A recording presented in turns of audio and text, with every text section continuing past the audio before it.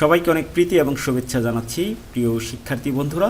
এই ভিডিওতে রয়েছে ঢাকা বোর্ড 2016 সালে এইচএসসি পরীক্ষায় আগত ইংরেজি দ্বিতীয় পত্র প্রশ্ন এবং তার সংক্ষিপ্ত ব্যাখ্যা সহ সমাধান।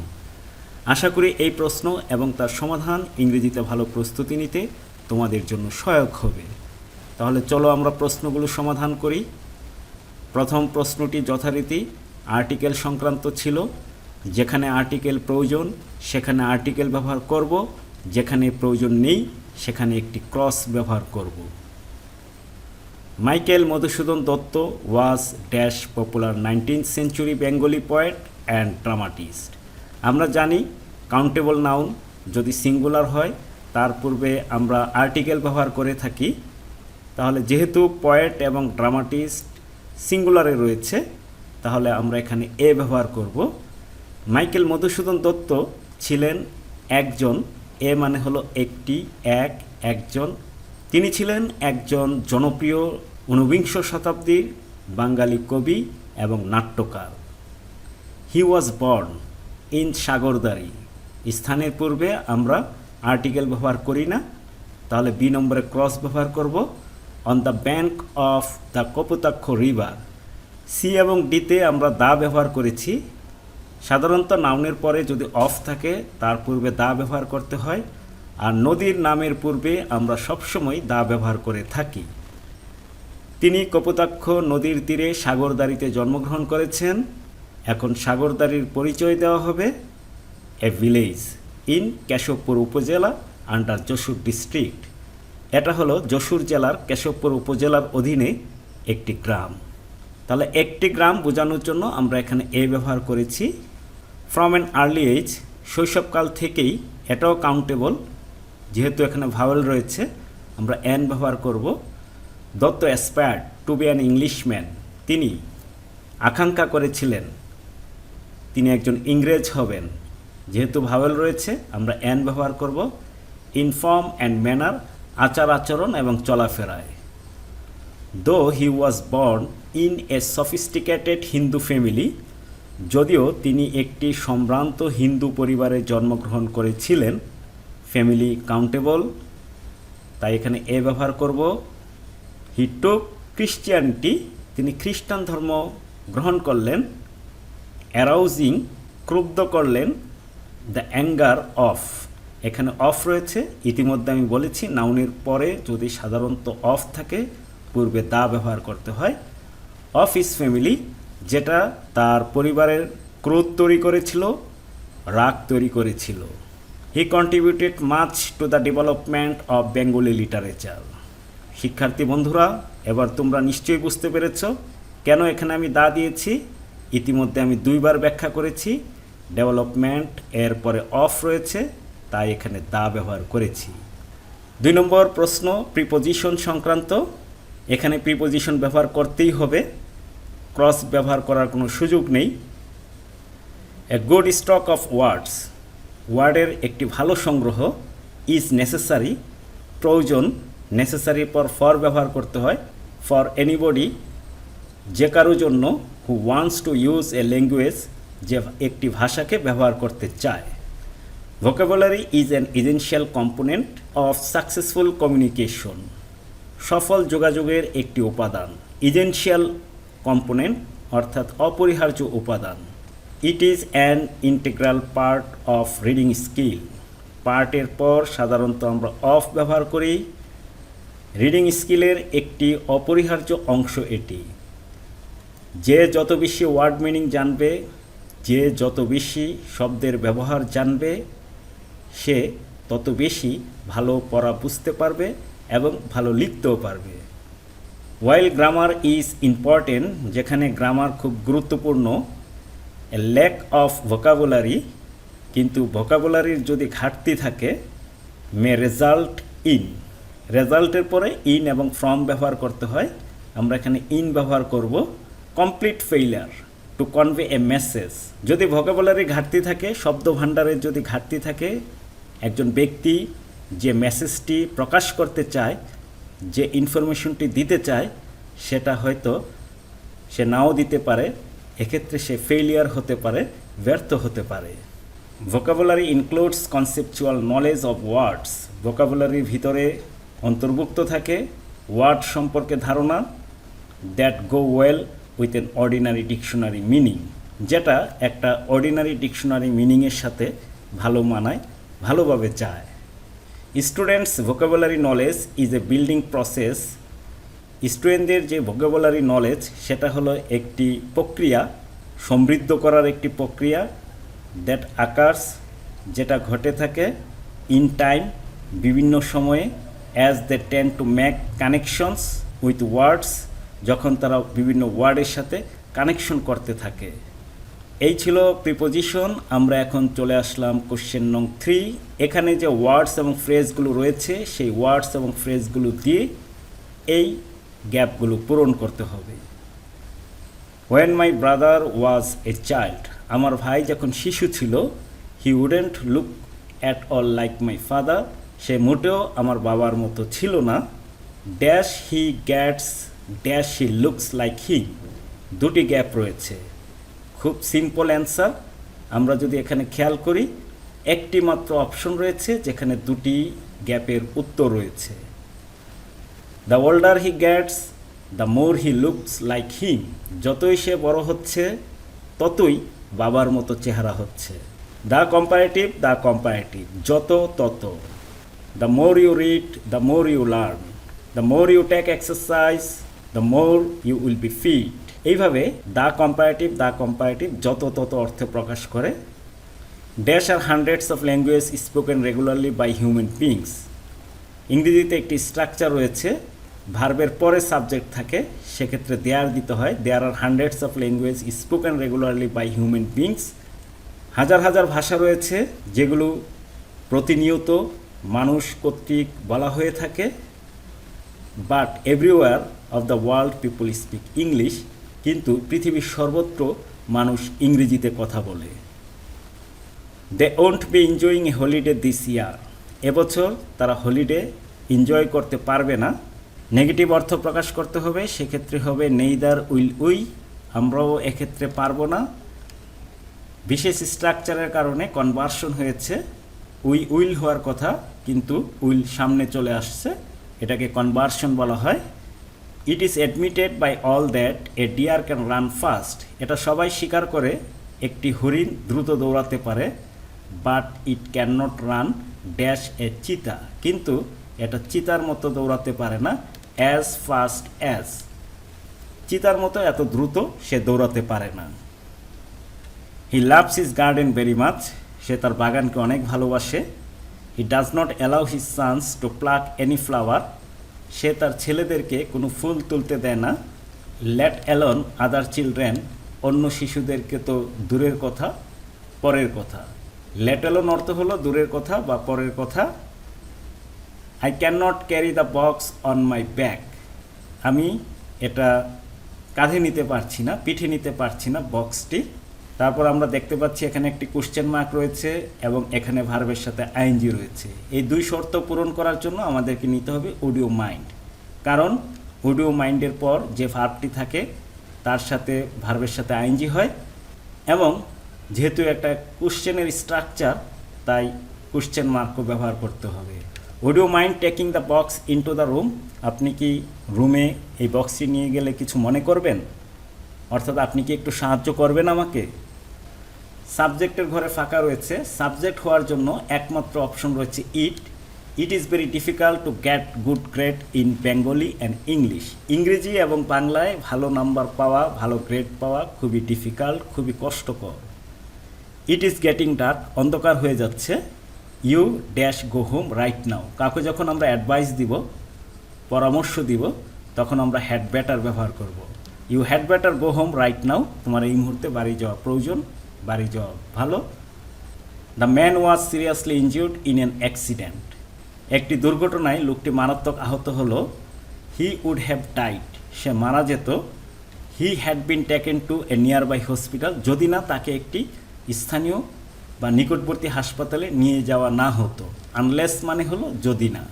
The boy Tux too much of himself, ছেলেটি নিজের সম্পর্কে প্রচুর কথা বলে। হি টক্স, হি নিউ এভরিথিং, সে এমনভাবে কথা বলে মনে হয় সব কিছু জানে।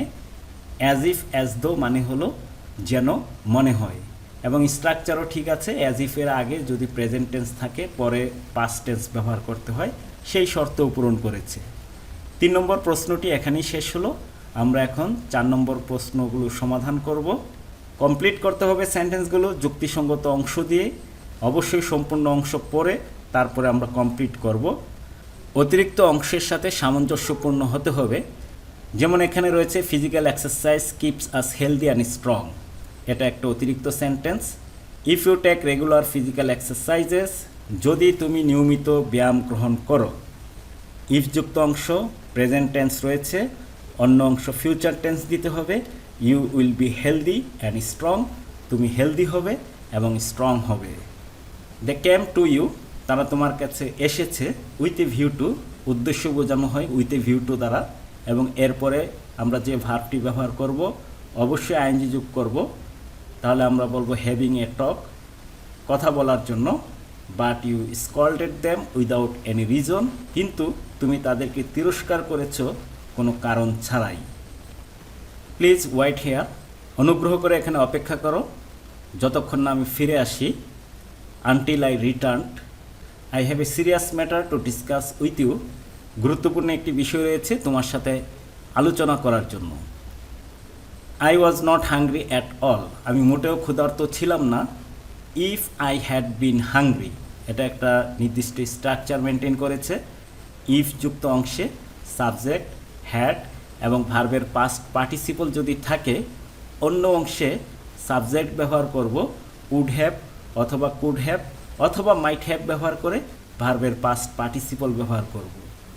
তাহলে আমি কি বলতে পারি? যদি আমি ক্ষুধার্ত হতাম, I would have taken my meal, আমি আমার খাবার গ্রহণ করতাম। Trees are essential for our existence, আমাদের অস্তিত্বের জন্য গাছ অপরিহার্য। So we should plant more and more trees, সুতরাং আমাদেরকে বেশি বেশি করে গাছ লাগাতে হবে। এখানে মূলত অ্যান্সারটা দেওয়াই আছে, তাহলে আমরা এটার নিচে আন্ডারলাইন করে ফেলি, এটাই হলো অ্যান্সার। দেয়ার গোজ এ প্রবাদ দ্যাট, একটি প্রবাদ রয়েছে। কি প্রবাদ ব্যবহার করব এটা বোঝার জন্য আমাকে বাকি অংশটা পড়তে হবে। So we must make proper use of time, সময় নিয়ে আমরা একটা কিছু বলবো। বিখ্যাত সেই প্রবাদটি আমরা ব্যবহার করতে পারি, সময় এবং নদীর স্রোত কারো জন্য অপেক্ষা করে না। Time and tide wait for none. We should drink pure water, আমরা অবশ্যই পিওর ওয়াটার পান করব। Since the water of this বোতল ইজ নট পিওর, যেহেতু এই বোতলের পানি পিওর নয়, তাহলে আমাদের উচিত নয় এই পানিটা পান করা। তাহলে আমরা শুড নট বা মাস্ট নট বলতে পারি। We must not drink it অথবা we should not drink it. The two brothers are not on good terms, এই দুই ভাইয়ের মধ্যে ভালো সম্পর্ক নেই। Yesterday when you went to their house, গতকাল যখন আমরা তাদের বাড়িতে গেলাম তখন তাদেরকে কী অবস্থায় দেখলাম? We found them quarreling with each other, তারা একে অন্যের সাথে ঝগড়া করছে। Air is polluted in many ways, বাতাস অনেকভাবেই দূষিত হচ্ছে। ইট ইজ হাই টাইম, এখনই উপযুক্ত সময়। সাবজেক্ট এবং ভার্বের পাস্ট ফর্ম ব্যবহার করব। ইট ইজ টাইম এবং ইট ইজ হাই টাইম, কোনো কাজ করার এখনই উপযুক্ত সময়, আর কোনোভাবেই দেরি করা উচিত নয়, এই অর্থে ব্যবহৃত করতে হয়। সাবজেক্ট এবং ভার্বের পাস্ট টেন্স ব্যবহার করব। যদিও পাস্ট টেন্স ব্যবহার করব, তারপরেও এটা বর্তমানের অর্থ প্রকাশ করবে। We prevented air pollution. The martyrs laid down their lives in 1971, শহীদরা তাদের জীবন বিসর্জন দিয়েছেন 1971 সালে। দে ডিড ইট, তারা এটা করেছে। সো দ্যাট, সো দ্যাটের পরে আমরা সাবজেক্ট ব্যবহার করব। ক্যান, কুড, মে, মাইট এগুলো ব্যবহার করব। যেহেতু সো দ্যাটের আগে এখানে পাস্ট টেন্স রয়েছে, আমরা কুড বা মাইট ব্যবহার করব। So that we could live in an independent country, যাতে করে আমরা একটি স্বাধীন দেশে বসবাস করতে পারি। এই ছিল 4 নং প্রশ্নের উত্তর। আমি যে উত্তরগুলো লিখেছি এগুলোই লিখতে হবে, সেরকম কোনো বাধ্যবাধকতা নেই। যুক্তিসঙ্গত এবং গ্রামাটিক্যাল রুলস ঠিক রেখে যে কোনোভাবেই সেন্টেন্সগুলো কমপ্লিট করা যাবে। রাইট ফর্মস অফ ভার্ব, ভার্বের যথাযথ ফর্ম ব্যবহার করতে হবে। কখনো পাস্ট ফর্ম, কখনো বা ভার্বের সাথে আইএনজি, কখনো বা ভার্বের সাথে অ্যাজ বা ইয়েস, প্রয়োজনে সেন্টেন্সকে নেগেটিভ করার জন্য নট যুক্ত হতে পারে। চলো তাহলে আমরা সমাধান করি। Football is a favourite game in our country. Football আমাদের দেশে একটি জনপ্রিয় খেলা। এটা আয়োজন করা হয়, পেসিভ করতে হবে। এটা তো আর নিজে নিজে আয়োজন হয় না। যে কাজ নিজে নিজে হয় না, কেউ একজন করতে হয়, কিন্তু কে করে সেটা উল্লেখ থাকে না, বা থাকলেও পিছনে থাকে। এই ধরনের সেন্টেন্সকে পেসিভ করতে হয়। আর পেসিভ করার জন্য সবচেয়ে সহজ নিয়ম হলো একটি বি ভার্ব আনতে হয়, যেটা আমি এইমাত্র দিয়েছি, এবং ভার্বের পাস্ট পার্টিসিপল করতে হয়। আরেকটি কথা, যদি ভার্বের পাস্ট ফর্ম বা পাস্ট পার্টিসিপল ফর্ম কোনো কারণে তোমার জানা না থাকে, সেক্ষেত্রে ভার্বের সাথে ইডি যোগ করবে। হওয়ার সম্ভাবনা আছে, নাও হতে পারে, 50-50 চান্স, অর্থাৎ হতেও পারে নাও হতে পারে। যেহেতু তুমি জানোই না, সেক্ষেত্রে ইডি যোগ করে দেওয়াটাই বেটার। ইট ইজ অ্যারেঞ্জড, এটা আয়োজন করা হয় বিটুইন টু টিমস, দুটি দলের মধ্যে। অলরেডি ভার্ব ব্যবহার হয়েছে, দ্বিতীয়বার ভার্ব যখন আসবে তখন কিন্তু এই ভার্বটিকে আমরা আইএনজি যোগ করব অথবা সামনে টু যুক্ত করব, তখন বেস ফর্ম ব্যবহার হবে। আমরা এখন আইএনজি যুক্ত করব। Two teams containing 11 players each. The captains of both teams lead their groups. যেহেতু এখানে ক্যাপ্টেন্স আছে, প্লুরাল ফর্মে আছে, এখানে অ্যাজ বাই এস এর কোনো ব্যাপার নেই, যা আছে তাই থাকবে। উভয় দলের ক্যাপ্টেনরা তাদের গ্রুপকে নেতৃত্ব দিয়ে থাকে। This is the most exciting and enjoyable game ever played.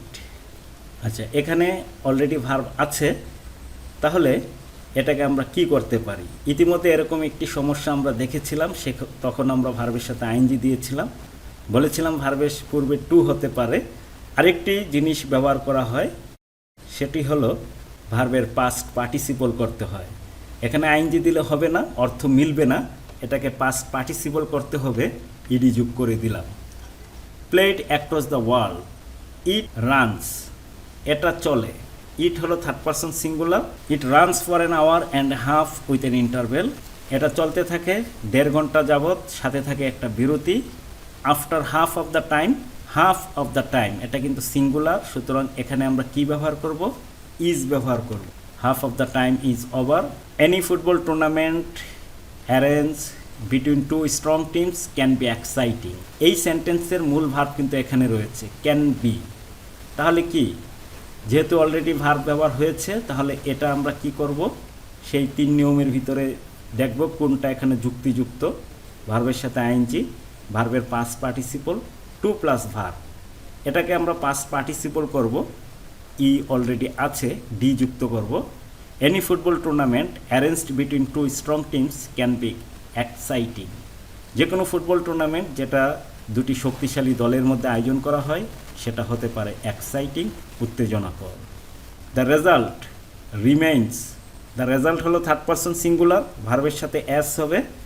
Remains almost unpredictable till the end because any team might win the other team scoring. এটাও একই সমস্যা, এটাকে আমরা আইএনজি যোগ করব। Scoring a goal within seconds, যে কোনো সময় একটি দলকে পরাজিত করতে পারে সেকেন্ডের মধ্যে গোল করে।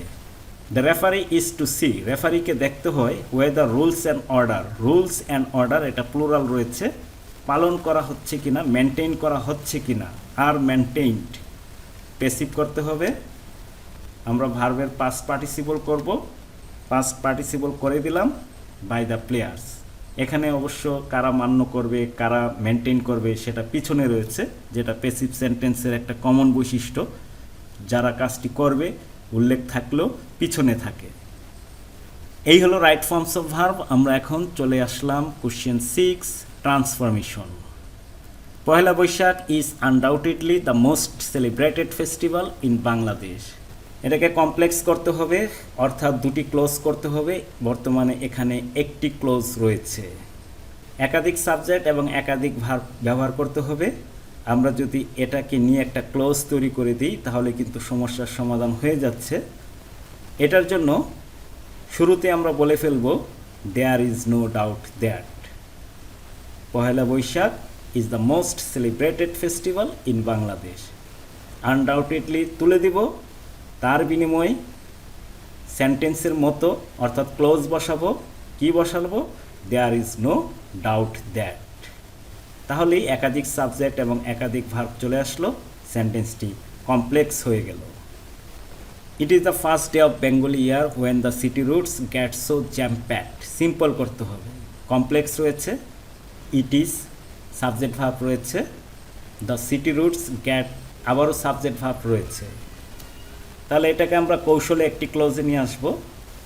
The city routes get so jam packed on the first day of the Bengali year. It is the first day of the Bengali year when. এটার পরিবর্তে আমরা কি ব্যবহার করলাম?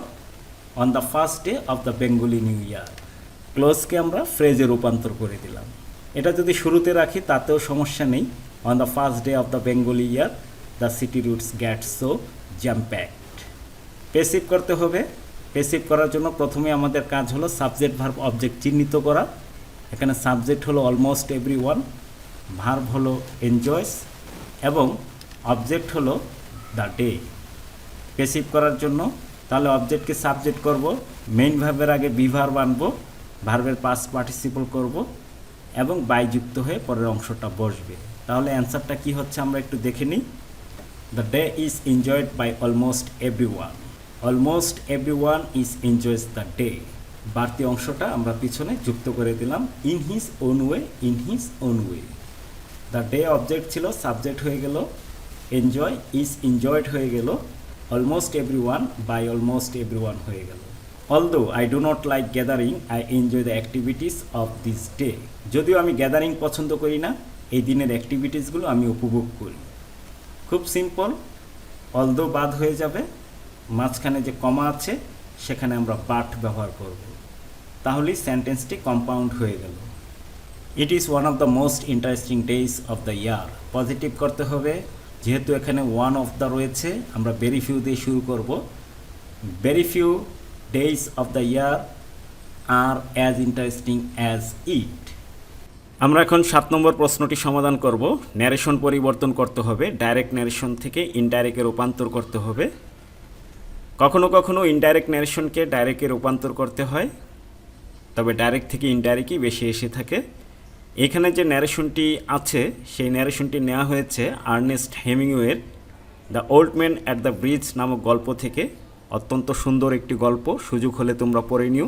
এই চ্যানেলেও এই গল্পের উপর একটি ভিডিও রয়েছে, চাইলে তোমরা দেখে নিতে পারো। একজন বৃদ্ধ লোক যুদ্ধবিধ্বস্ত এলাকা থেকে নিরাপদ আশ্রয় স্থানে ছুটে যাচ্ছিলেন। তিনি এতই বৃদ্ধ ছিলেন যে ক্লান্ত হয়ে পড়লেন, রাস্তার পাশে তিনি বসে পড়লেন। সৈনিকের সাথে তার যে কথা হলো সেই কথার কিছু অংশ এখানে রয়েছে। Where do you come from, I asked him. এখানে সৈনিক তাকে জিজ্ঞাসা করলো, আপনি কোথা থেকে এসেছেন? ফ্রম সান কার্লোস, আমি সান কার্লোস থেকে এসেছি। হি সেইড অ্যান্ড স্মাইল্ড, তিনি বললেন এবং হাসি দিলেন। তিনি আরও বললেন, I was taking care of animals, আমি সেখানে কিছু প্রাণীর দেখাশোনা করতাম। Oh I said, not quite understanding, সৈনিক ভালোভাবে না বুঝতে পেরেই ওহ বলল। Yes, he said, I stayed you see taking care of animals, আমি সেখানে ছিলাম, দেখুন আমি সেখানে কিছু প্রাণীর দেখাশোনা করতাম। I was the last one to leave the town of San Carlos, আমি হলাম সর্বশেষ ব্যক্তি যে সান কার্লোস শহরটি ত্যাগ করছি। তাহলে চলো আমরা চেঞ্জ করি। Where do you come from, I asked him. আমরা জানি প্রশ্ন করলে আস্কড ব্যবহার করতে হয়, যেটা এখানে ইতিমধ্যে আছে, না থাকলেও আমরা আস্কড ব্যবহার করতাম। I asked him, WH question যেহেতু, সেই ডব্লিউএইচ ওয়ার্ডটাই আমরা ব্যবহার করেছি। ন্যারেশন চেঞ্জ হওয়ার পর অ্যাসার্টিভ সেন্টেন্স হয়ে যায়, অর্থাৎ সাবজেক্ট ভার্ব স্ট্রাকচার হয়ে যায়। সুতরাং সাবজেক্ট হয়েছে, কাম হয়ে গেল কেম, টেন্সের পরিবর্তন হলো। প্রশ্নে উত্তরে রিপ্লাই বলতে হয়। ফ্রম সান কার্লোস এটা ফ্রেজ, আমরা সেন্টেন্স আকারে উত্তর দিব। He replied that he came from San Carlos and smiled.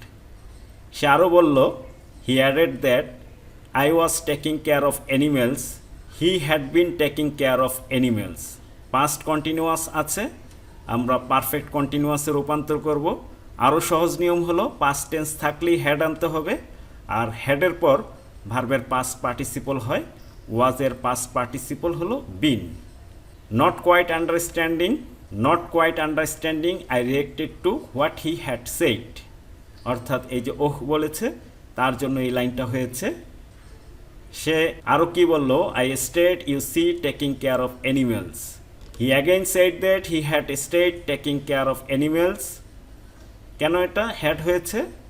কারণ আমি ইতিমধ্যে বলেছি পাস্ট টেন্স হলেই হ্যাড ব্যবহার করতে হবে। বৃদ্ধ লোকটি আরও কি বলল, I was the last one to leave the town of San Carlos.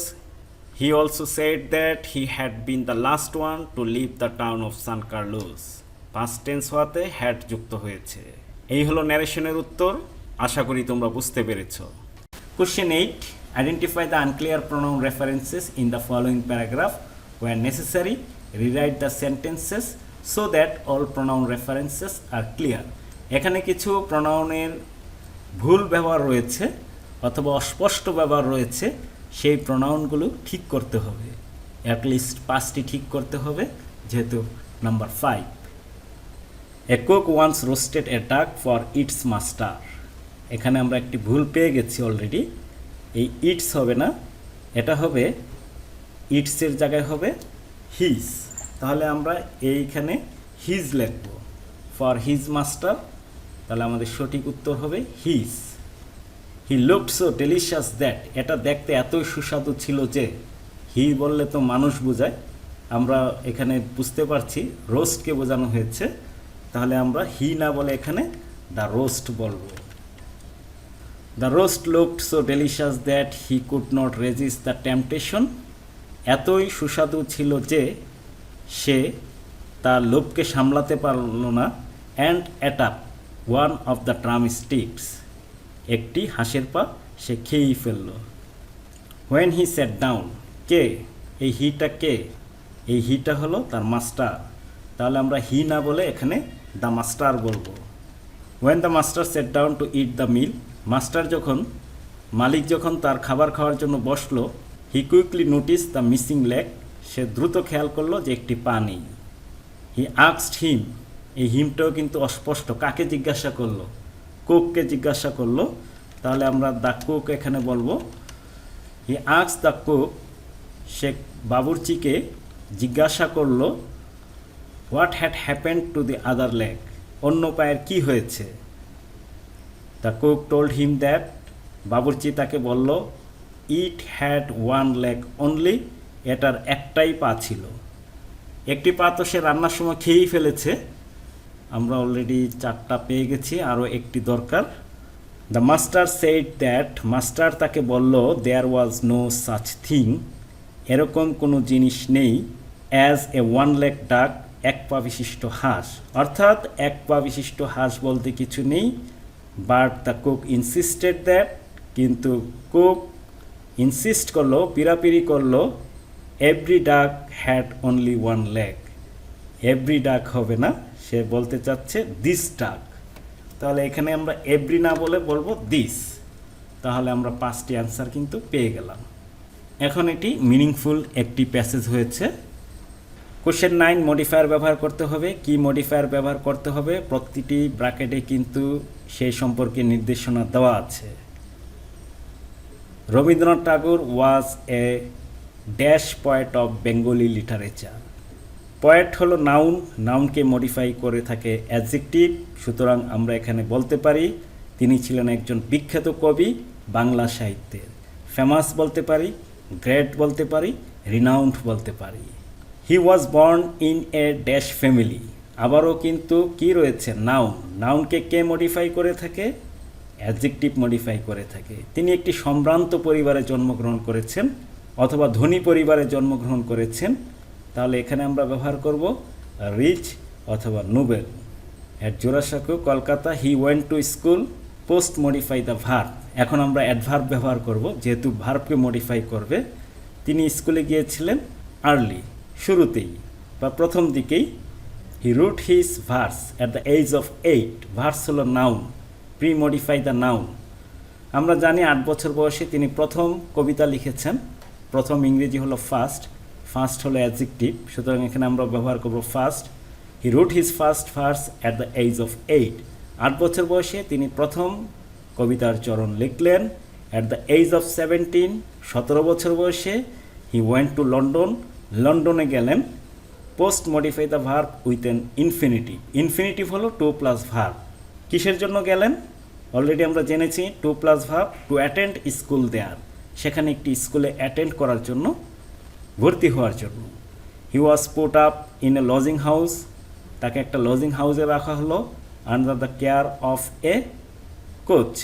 Modify the noun, adjective হবে professional coach.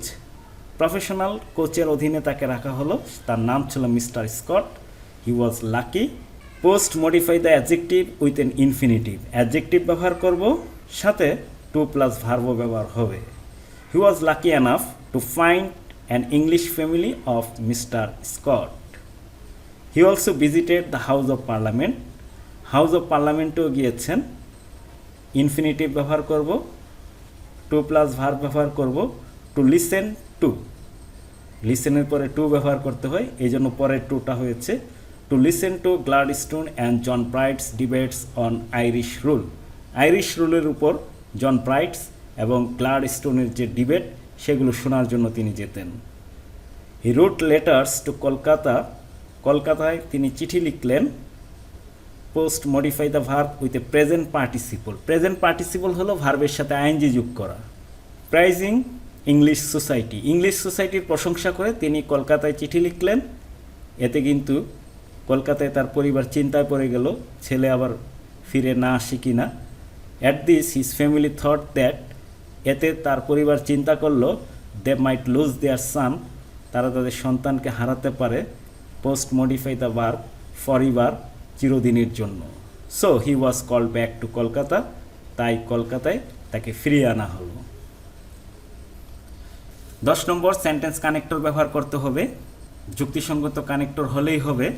A lion was drinking water from a broke. একটি ক্ষুদ্র পানির প্রবাহ থেকে, ছোট নদী থেকে সিংহ পানি পান করছিল। ইনসিডেন্টালি, ঘটনাক্রমে, a lamb was also drinking water from the downstream of the same brook. একই নদীর ভাটি থেকে, নিচ থেকে সে পানি পান করছিল। The lion saw the lamb and decided to devour it. ভেড়ার ছানাকে দেখতে পেল এবং সিদ্ধান্ত নিল যে এটাকে গ্রাস করতে হবে, এটাকে খেতে হবে। সুতরাং he was thinking about how to accomplish his evil design. সে চিন্তা করছিল কিভাবে তার এই যে খারাপ যে ডিজাইন, পরিকল্পনা, সেটা বাস্তবায়ন করা যায়। দেন হি হিট আপন এ প্ল্যান। তারপর সে একটা পরিকল্পনা করলো। At first the lion complained that. প্রথমে লায়ন অভিযোগ করলো যে the lamb was disturbing him by mudding water. পানিকে কাদাযুক্ত করে সিংহকে ডিস্টার্ব করছে, পানিকে ঘোলা করে সিংহের পানিকে নষ্ট করছে। But the lamb said that, কিন্তু সেই ভেড়ার শাবকটি বলল, he was drinking water from downstream. সে তো ভাটি থেকে, নিচে থেকে পানি পান করছে। পানির স্বভাব হলো নিচে গড়িয়ে যাওয়া, কিভাবে সে তার পানিকে ঘোলা করছে। So the questions of mudding water on his part did not arise here. সুতরাং পানিকে ঘোলা করার যে অভিযোগ, এখানে সেটা আসার কথা নয়। Instead the lamb argued that it was the lion that was mudding the water for him as he was drinking water upstream. বরং সে বলল যে সিংহই পানিকে ঘোলা করছে, কারণ সে আপ স্ট্রিমে পানি পান করছে, সে উজানে পানি পান করছে। Then the lion retorted that, তারপর সিংহ আবার বলল, the lamb spoke ill of him a year ago. 1 বছর আগে আমাকে গালমন্দ করেছ, বকাঝকা করেছ। Again the lamb said that, তখন ভেড়া শাবকটি আবার বলল, he was not born A year ago. 1 বছর আগে তো তার জন্মই হয়নি। সিংহ বলল, 1 বছর আগে তুমি আমাকে গালি দিয়েছিলে।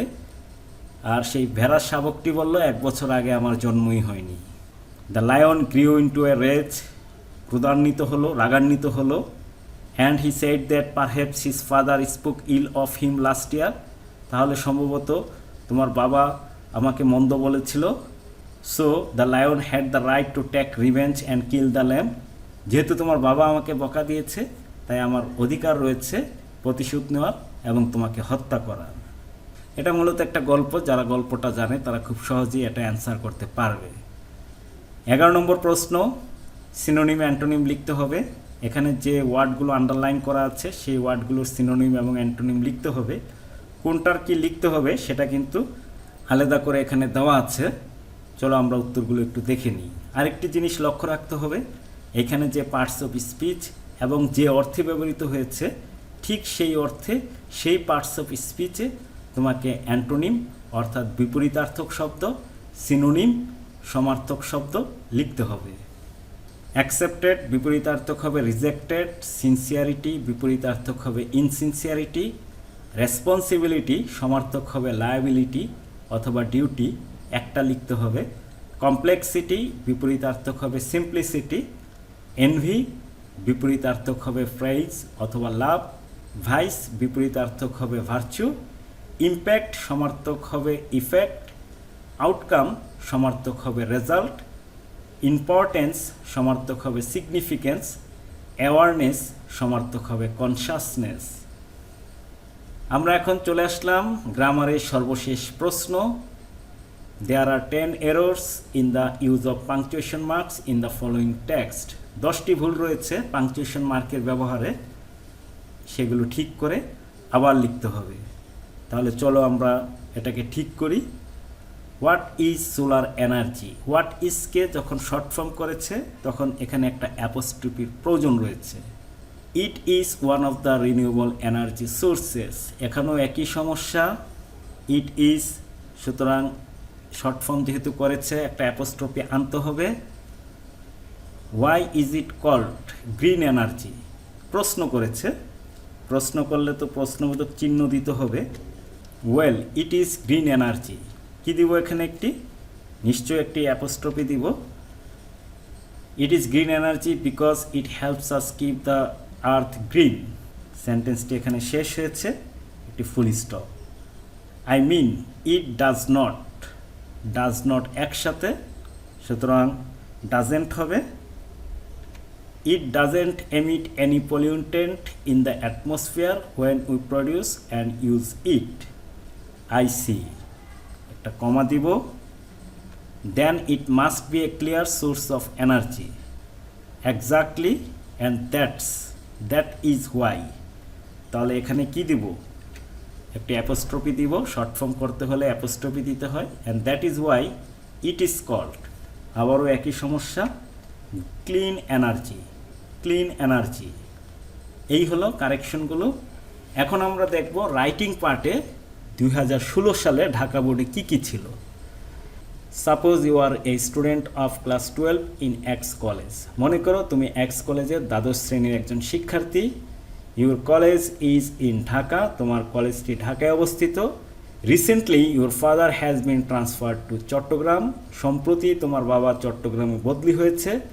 But you want to continue your study up to HSC examination in Dhaka. HSC পরীক্ষা পর্যন্ত ঢাকায় তুমি তোমার পড়াশোনা চালিয়ে যেতে চাও। নাও write an application to the principal of your college. এখন তোমার কলেজের প্রিন্সিপালের কাছে একটি অ্যাপ্লিকেশন লিখতে হবে। রিকোয়েস্টিং হিম, তাকে অনুরোধ করতে হবে to sanction you a seat in the college hostel, college হোস্টেলে তোমার জন্য একটি সিটের অনুমোদন দিয়ে। অর্থাৎ কলেজ হোস্টেলে তোমার একটি সিট প্রয়োজন, তার জন্য একটি অ্যাপ্লিকেশন লিখতে হবে। 14 নম্বর প্রশ্ন, suppose that you are a reporter of a newspaper published from Dhaka. Dhaka থেকে প্রকাশিত একটি নিউজ পেপারের তুমি একজন reporter. Now you are asked to write a report, তোমাকে বলা হলো একটি রিপোর্ট লিখতে on the devastating consequences of drug addiction. Drug এডিকশনের যে মারাত্মক পরিণতি তার উপর, in the context of Bangladesh, বাংলাদেশের প্রেক্ষাপটে। 15 নম্বর প্রশ্ন, write a paragraph of about 150 words showing importance of learning English. Learning ইংলিশের উপর, ইম্পর্টেন্স অফ লার্নিং ইংলিশের উপর একটি প্যারাগ্রাফ লিখতে হয়েছিল।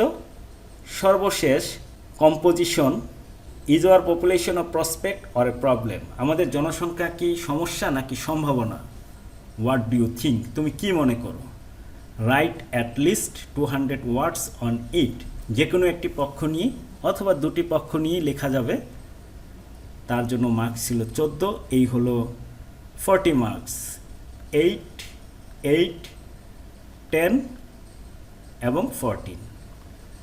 প্রিয় শিক্ষার্থী বন্ধুরা, এই ছিল ঢাকা বোর্ড 2016 সালে এইচএসসি পরীক্ষায় আগত ইংরেজি দ্বিতীয় পত্র প্রশ্ন এবং তার সমাধান। এই চ্যানেলে রয়েছে বিভিন্ন সালে এইচএসসি পরীক্ষায় আগত ইংরেজি প্রথম পত্র এবং দ্বিতীয় পত্রের সমাধান। ইংরেজি ফার্স্ট পেপারের জন্য একটি প্লেলিস্ট বানানো হয়েছে, সেকেন্ড পেপারের জন্য একটি প্লেলিস্ট বানানো হয়েছে। প্লেলিস্টের লিঙ্কগুলো তোমরা এই ভিডিওর ডিসক্রিপশনে পেয়ে যাবে। আশা করি সবগুলো ভিডিও যদি তোমরা দেখতে পারো, ইংরেজিতে তোমাদের দক্ষতা অত্যন্ত বৃদ্ধি পাবে, একথা নিঃসন্দেহে বলা যায়। পরবর্তী ভিডিও দেখার আমন্ত্রণ জানিয়ে আজকের মতো এখানেই বিদায় নিচ্ছি। কথা হবে অন্য একটি ভিডিওতে। সবাই ভালো থেকো। আল্লাহ হাফেজ।